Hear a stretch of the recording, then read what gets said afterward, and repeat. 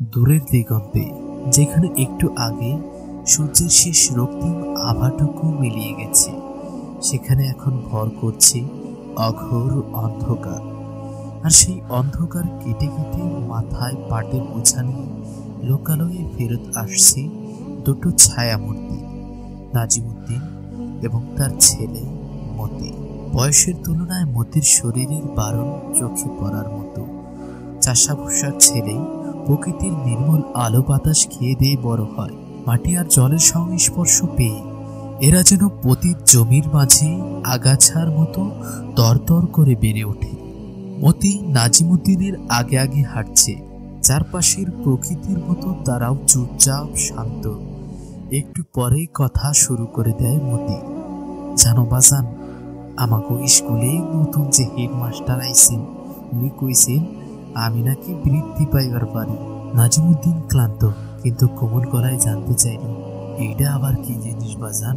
একটা পরীক্ষা হয় বাজান, স্কুলের যে পোলা মাইয়ারা পড়ালেখায় ভালো তারা এই পরীক্ষা দেয়।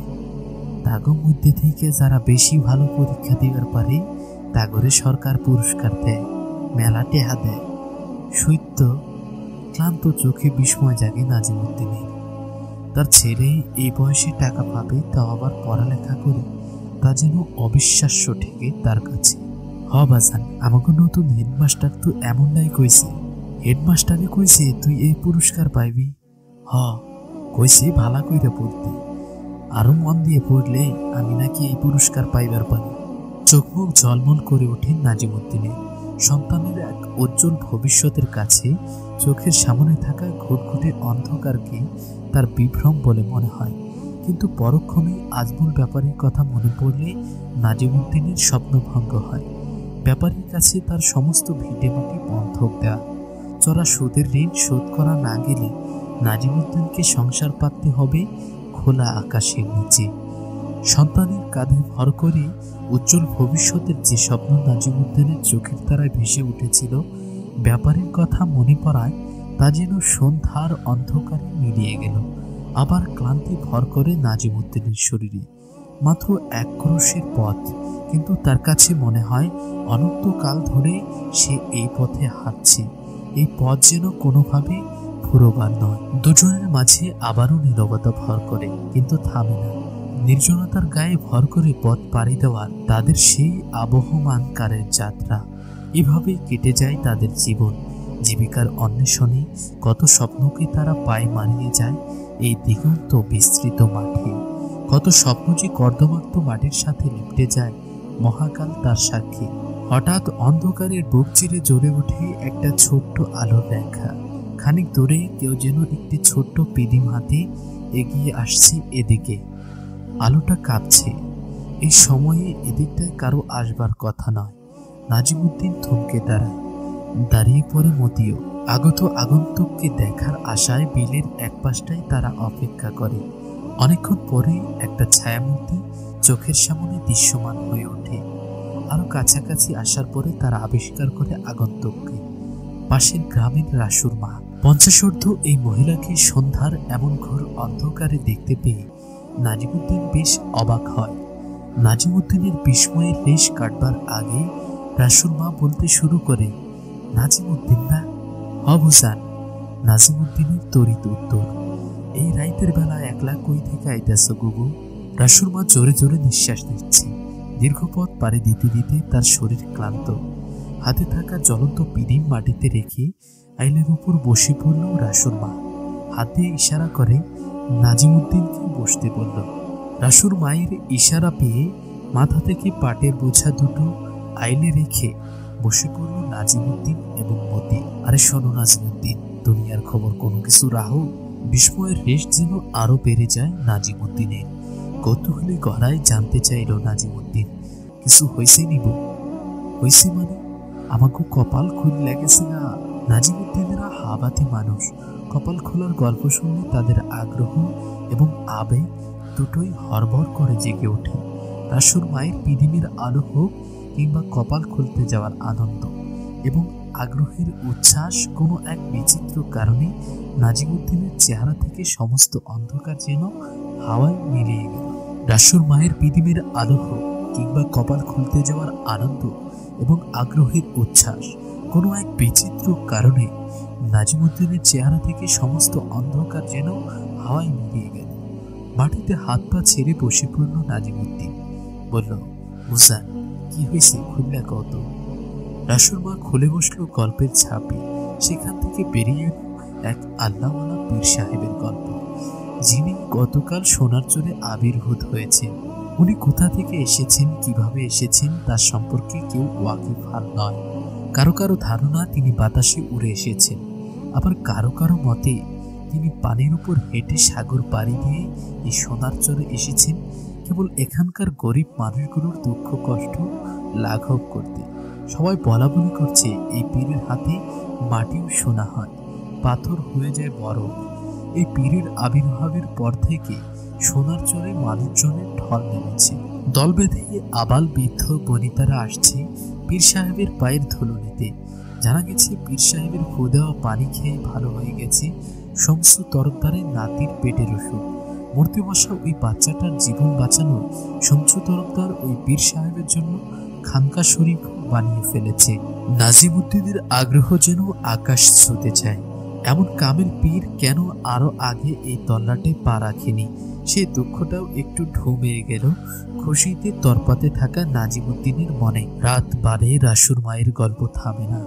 জানো নাজিমুদ্দিন, পীর সাহেবের একেবারে নুরানি সুর দেখলে মনে হইব আল্লাহর ফেরেশতা নাইমে আসছে আকাশ থেকে। হুসি চোখ বাঁধলে পীর সাহেব মক্কা শরীফ দেখতে পায়। কত বড় কামেল পীর ভাবো তাইলে। তাঁতি পাড়ার উপরে এটা আল্লাহর খাস রহমত করবো, নইলে দুনিয়ার এত জায়গা রাখা এমন পীরে আমগো এদিকে আইব কেন কম? নাজিমুদ্দিন বলে, ঠিকই কইছো বুবু, ঠিকই কইছো তুমি, এটা আমাকে কপালের জোর। ঠিক হলো, আগামীকাল ভোরে নাজিমুদ্দিন মতিকে নিয়ে পীর সাহেবের দর্শনে যাবে। মতির জন্য প্রাণ ভরে দোয়া নিয়ে আসবে, যাতে সে হেডমাস্টারের বলা বৃত্তিটা পেয়ে যায়। নাজিমুদ্দিনের বিশ্বাস এই পীর মতির মাথায় হাত বুলিয়ে দিলে সব হয়ে যাবে। যে পীরের ফু দেওয়া পানি খেলে পেটের কঠিন অসুখ সেরে যায়, তার হাতের স্পর্শ পেলে যে কারো ভাগ্য যে বদলে যাবে তা তো চোখ বুঝে বলে দেওয়া যায়। কিন্তু বাদশাহে মতি এই এতক্ষণ পরে সে একটা কথা বলে উঠল, ঠিক কথা নয়, যেন প্রতিবাদ করে উঠেছে নাজিমুদ্দিনের সরল মনা ছেলেটা। মতি বলল, বাসান, আমার কালকে স্কুল আছে, কতগুলো পড়া জমা আছে তুমি জানো, আমি কোনোখানে যাবার পারো না, তোমরা যাও না। মতির এমন আস্পর্ধা, এমন দুঃসাহস আর দুর্নীতি দেখে সবচেয়ে বেশি অবাক হয় রাসুর মা। পীর সাহেবের সোহবতে যেতে অস্বীকার করা মতিকে এক প্রকার তিরস্কার করে রাসুর মা নাজিমুদ্দিনকে উদ্দেশ্য করে বলে, নাজিমুদ্দিন, কি পোলা বানাইতেছ গো তুমি? হ্যাঁ, পোলা তো নয়, যেন সাক্ষাৎ শয়তান দেখতেছে। পীরের বাড়ি যাইতে চাই না তোমার পোলায়। শয়তান না হইলে এমন কথা মুখ দিয়ে বাইর হয় কেন? অপমানটা বেশ ভালোভাবে গায়ে মাখে দুরন্ত কিশোর মতি। সে বলে, আমারই নিয়ে তোমার এত ভাবা লাগবো না গো, তুমি তোমার ঘর লইয়াই ভাবো। মাঠে আসার কালে দেখলাম ফোপা কাশতে কাশতে শেষ হইয়া যাইতেছে, আর তুমি কিনা পীরের কেরামতের গল্প বিলাইতে বিলাইতে হয়রান। আর নিতে পারলো না রাসুর মা। রাগ আর অপমানে যেন মাটির মধ্যে ঢুকে পড়তে পারলেই বেঁচে যায়।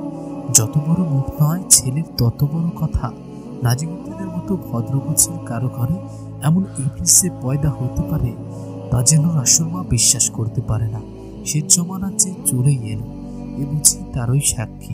মাঝখানে কথা বলে উঠে নাজিমুদ্দিন মতিকে থামাতে চেয়ে বলে, মতি, কেমন কথা কস বড় মানুষের, তুই না গেলে না গেলে, তাই বলে আরেকজনের খোটা দিয়ে কথা কইবি?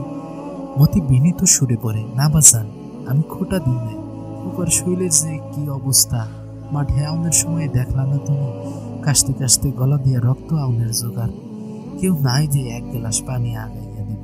খুবার জায়গায় তুমি হইলে তোমারে রাইখা মা যদি এমনি পীর বাবার গুণগান গাইয়া বেড়াইতো, তোমার কেমন লাগতো কত? মতির বয়স কম, কিন্তু তার যুক্তিতর্ক দেখে নাজিমুদ্দিনের মনে হলো ছেলের যেন বয়স অনেক বেড়ে গেছে।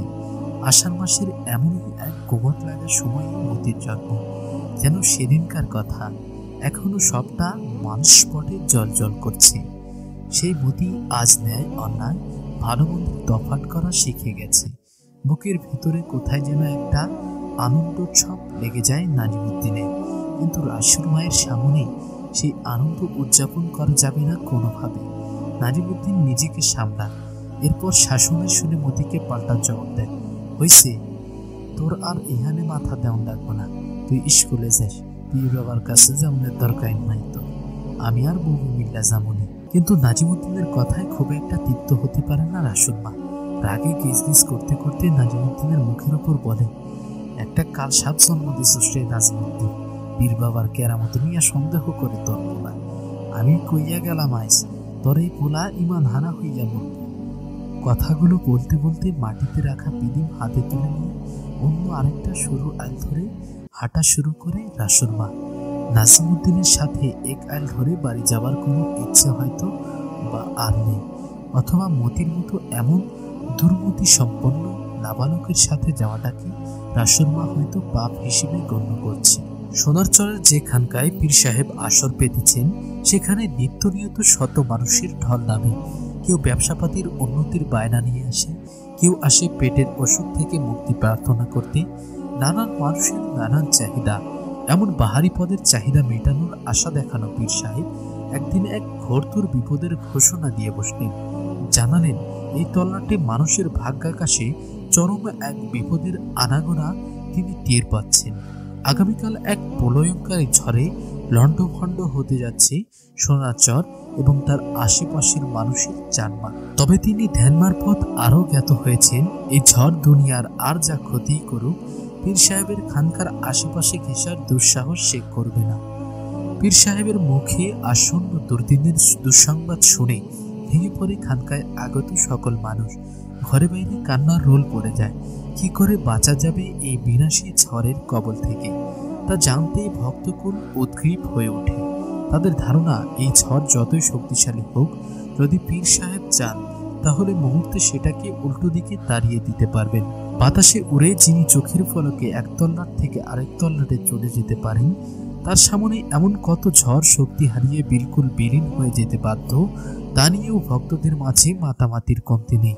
দীর্ঘ ধ্যানমগ্নতার পরে পীর সাহেব আসন্ন বিপদের হাত থেকে বাঁচার একটি উপায় নিয়ে হাজির হলেন সকলের সামনে।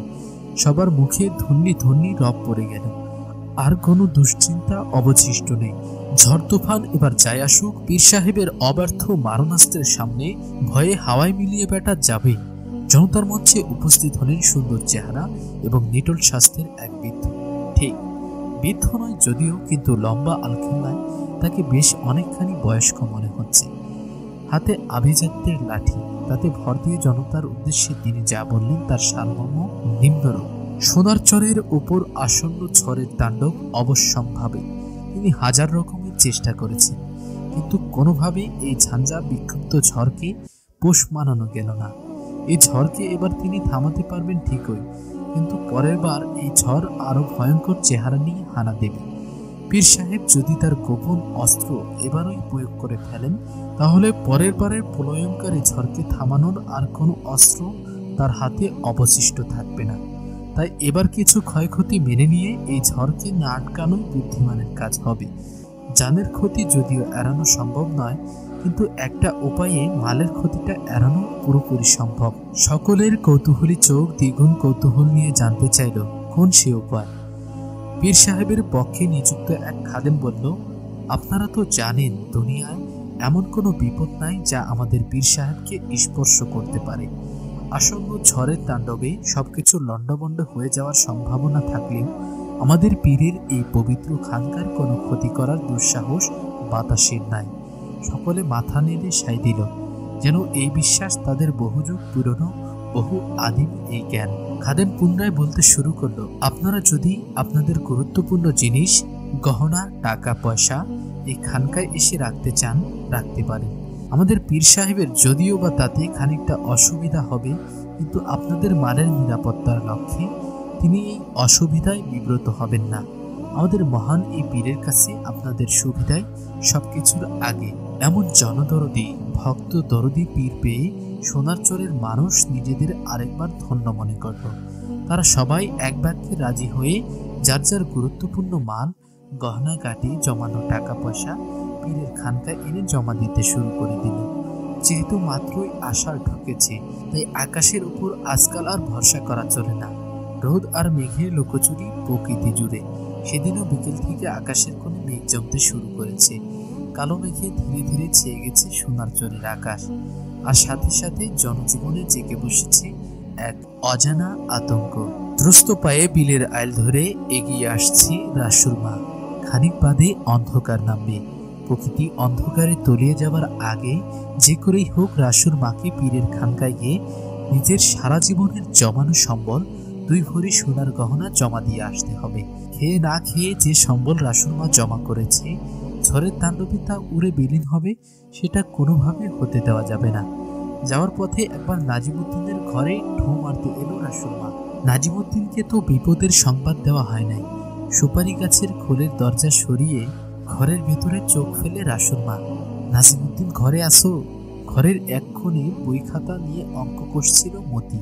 রাসুর মায়ের এমন হাঁকডাকে খাতা কলম রেখে উঠে এসে বলল, বাপজান নাই। এই দুর্মতি সম্পন্ন নাবালকের সাথে কথা বলার কোনো শখ রাসুর মায়ের নেই, কিন্তু নাজিমুদ্দিনকে বিপদটা সম্পর্কে সতর্ক করে যাওয়া দরকার।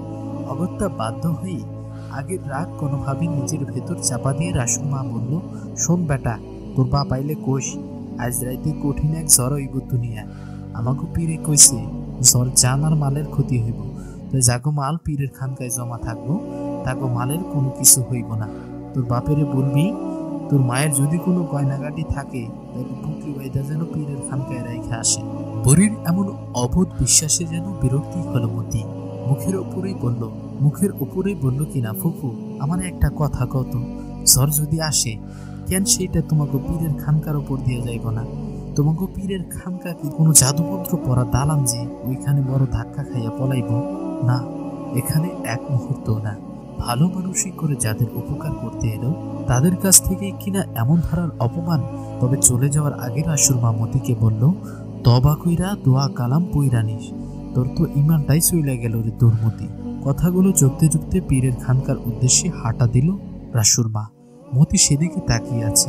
দূরে মিলিয়ে যাচ্ছে এক অবুঝ বৃদ্ধার ছায়ামুখ। ভোর হলো, এক আলো ঝলমলে ভোর। সোনার চরের আকাশ জুড়ে যেন আলোর মাখামাখি। গত রাতে যে বিপদ বয়ে যাওয়ার কথা ছিল সোনার চরের ওপর দিয়ে, তা হয়তো বা কেউ টের পায়নি। কি আশ্চর্য, সবাই তো জেগেই ছিল, তবুও ঝড়ের একটু রেশ কোথাও কেউ দেখতে পায়নি কেন? তবে কি শেষ পর্যন্ত পীর সাহেব কোনো এক গুপ্ত কৌশলে আটকে দিয়েছেন আসন্ন বিপদকে? তাই তো হবে। সবাই ভাবল পীর সাহেবের প্রতি ভক্তি আর শ্রদ্ধায় সোনার চরের মানুষগুলোর মাথা যেন আরেকবার নুয়ে আসে। বিপদ কেটে গেছে। সবাই দল বেঁধে হই হুল্লোড় করতে করতে পীর সাহেবের খানকার দিকে এগোতে লাগলো। ওই ভিড়ের মাঝে ধীর পায়ে হেঁটে আসছে একজন বয়োবৃদ্ধ মহিলাও, রাসুর মা। পীর সাহেবের উসিলায় জীবনের শেষ ও একমাত্র সম্বলটুকু এই যাত্রায় ভীষণ বাঁচা বেঁচে গেল। এই খুশিতে রাসুর মায়ের চোখ দিয়ে যেন কান্না চলে আসে। কিন্তু পীর সাহেবের খানকার কাছে এসে সবাই পাথর মূর্তি হয়ে দাঁড়িয়ে গেল। থেমে গেল এতক্ষণে সমস্ত হই হুল্লোড়। এই দৃশ্য দেখার জন্য সোনার চরবাসী কখনোই প্রস্তুত ছিল না রাসুর মাও। সবাই দেখছে পীর সাহেবের খানকা শরীফের দুয়ারের একটা অংশ ভোলা, ভেতরে পীর সাহেব নেই। উনি ছুটেছেন অন্য কোথাও, অন্য কোনো সোনার চর বা অন্য আরেক রাসুর মায়ের খোঁজে। নাজিমুদ্দিনের ছেলে মতির ইমান কতটুকু গেছে তা জানা যায়নি, তবে রাসুর মা জীবনের শেষ সম্বলটুকু যে খুইয়েছে তা নিশ্চিত।